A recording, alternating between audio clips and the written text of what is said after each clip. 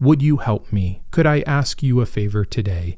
It is very late on a Saturday night. It's almost Sunday morning, the same Sunday this video is coming out on, and I am struggling to make this one. I don't have an outline. I never have a script, but I don't have anything here except a knowledge that the video I had ready is one that I don't feel good putting out in lieu of what happened today. And you probably know what I'm going to say, and before I say it and before we get into it, I'm asking this favor. Stay. Listen. Try to understand.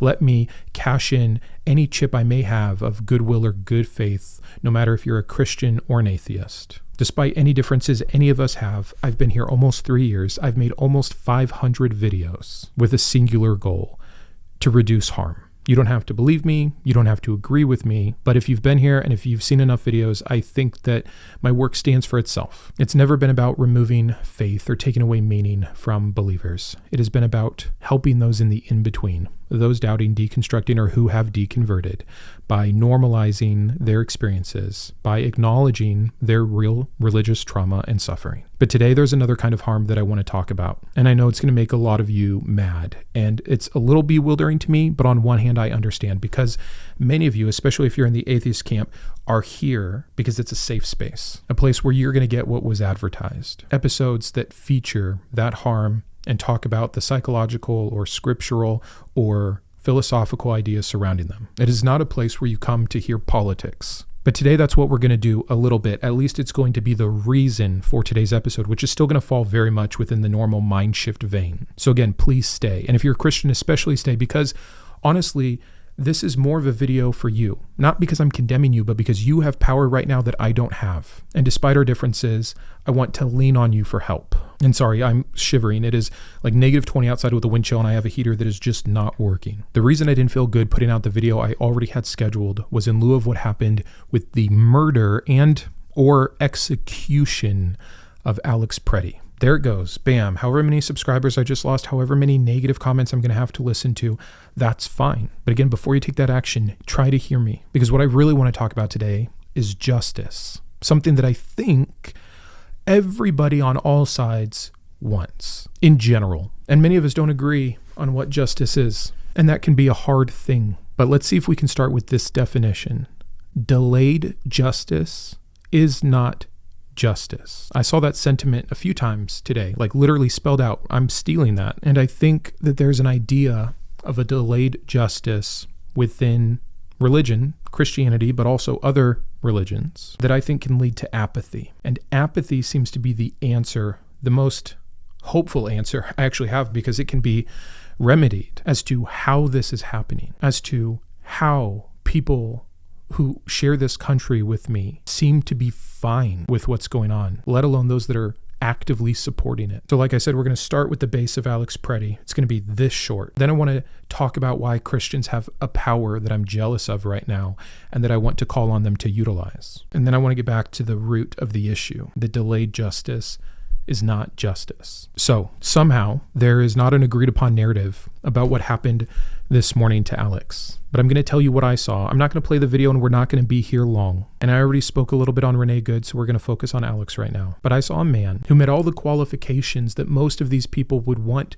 this person to meet, except that they were in a protest line. He was a white, straight male who believed in the Second Amendment, who had a permit to carry, and had that gun on him in a holster that he never even touched. He was a U.S. citizen, and we all saw the videos, and yet that's what boggles my mind. I understand if we have different algorithms and you saw something that was clipped up and then you just hear from Kristi Noem or something like that and you just go away with that narrative. I really understand that. And I'm sure I've made that mistake in my own life many times. But today is not a day to make that mistake. Today is a day to do the hard thing and look and consider if you're wrong. I checked myself. Was this just a scuffle gone bad because someone pulled out a gun and people were genuinely in fear of their life and an officer had to do a very hard thing? I don't think so. Because in the video I saw, it was two women being pushed for witnessing, for viewing, for being an American citizen that took their Constitution seriously. And I saw a man try to intervene to see if they were okay. In fact, those were Alex's last words, reportedly, "Are you okay?" to the woman he was assisting. And while he was assisting her with no weapon in hand, he was grabbed,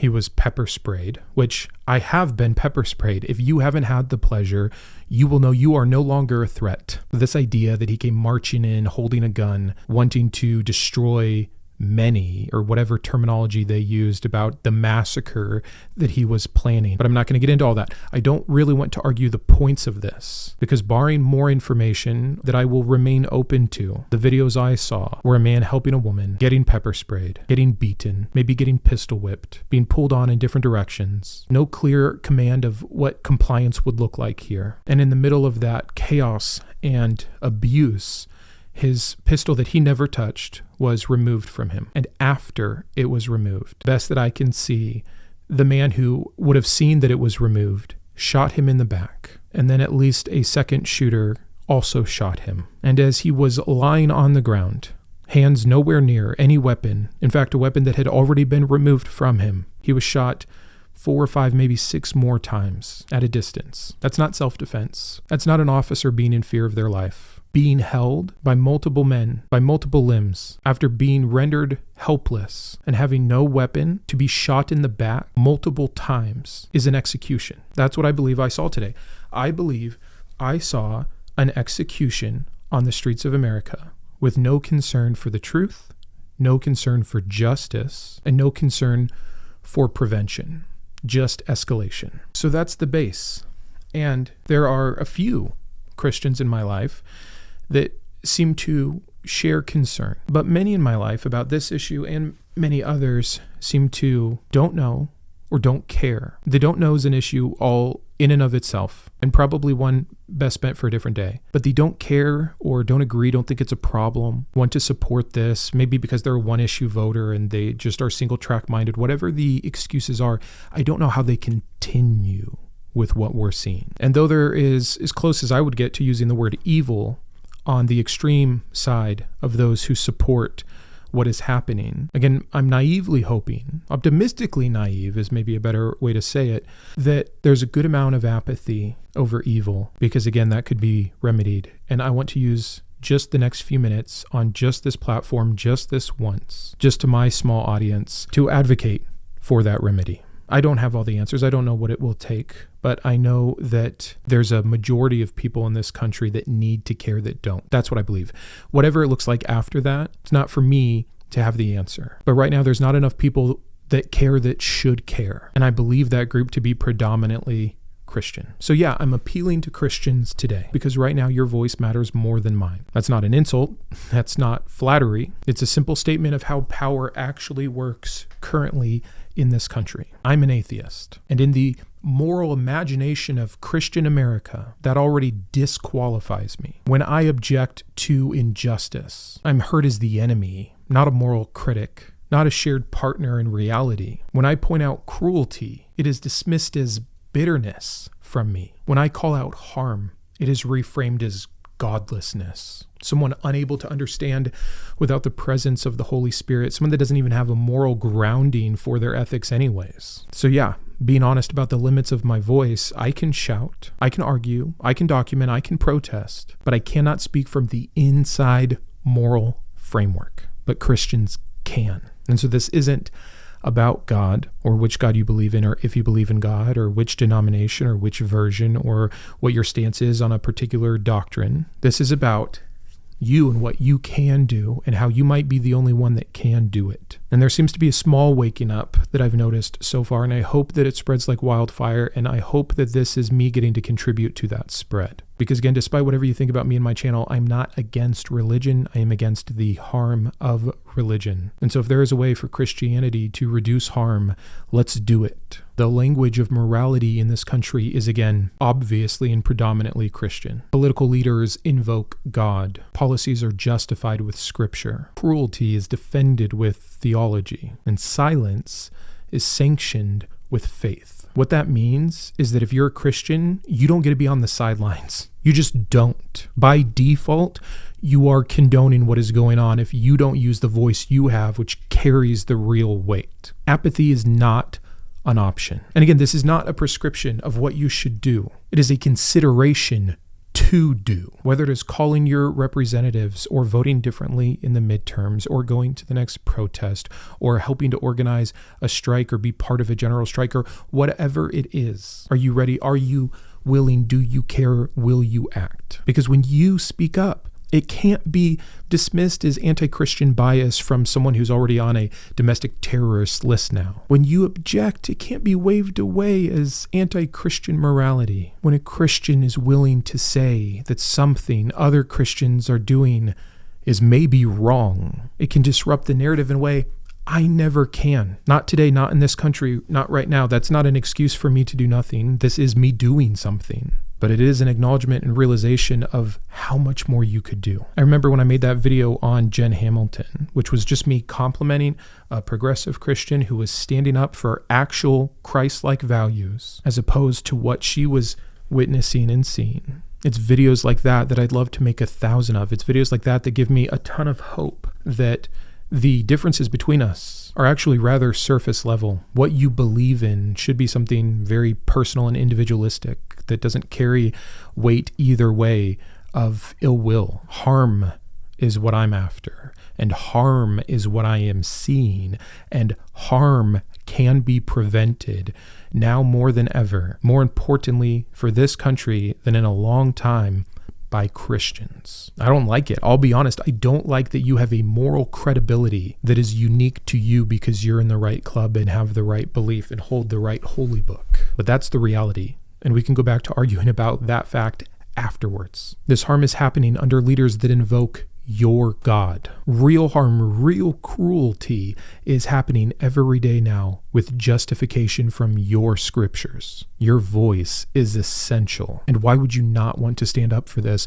Why, if you're actually trying to be like Christ, would you not be excited at the idea of sticking up to religious power gone amok, of clearly false Christian leaders speaking for God in a way that you don't believe is actually the case? Why would you not want to correct that? And again, as I ask that to myself in general as a hypothetical, and as I look what I'm seeing online and even in real spaces from real people as they discuss this, as I even hear family and friends here, goes back to the apathy. But it's an apathy derived from Scripture, I think. And so that's how I want to end this video. I'll try to wrap this up quickly here. But if you're a believer, you think that justice comes with God's judgment in the end.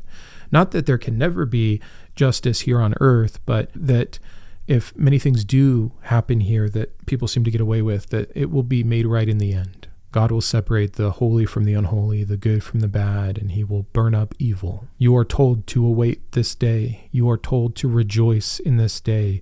You are told not to store up treasures here on earth, but later there in heaven. You are promised crowns and jewels and a mansion and a kingdom and perfection. Your reward is coming. Your suffering is meant to be. Pass the test. And that kind of thinking, I think, makes the Christian here who's not sure, who doesn't want to ruffle feathers, who doesn't want to get involved, who's very comfortable right now, say, I don't know. I don't know what's going on. I can't be bothered. Who can know what's real these days anyways? Yeah, it just seems to be he said, she said. There's two sides because you have an excuse. You were told to give up your burdens. You were told you'd be an enemy of this world and to follow Christ would be to suffer and to deny yourself and give up your cross. This is all very temporary. It's all going to get sorted out. God's got it. After all, who are you to not rely and trust in God? Who are you to act on his behalf? Just give it over to God. Wash your hands of it. I think that's happening en masse. I think it's the only way that this has gotten as far as it has. And I'm not here to rebuke you for why you voted for Trump or all the reasons you shouldn't have, what we knew about him.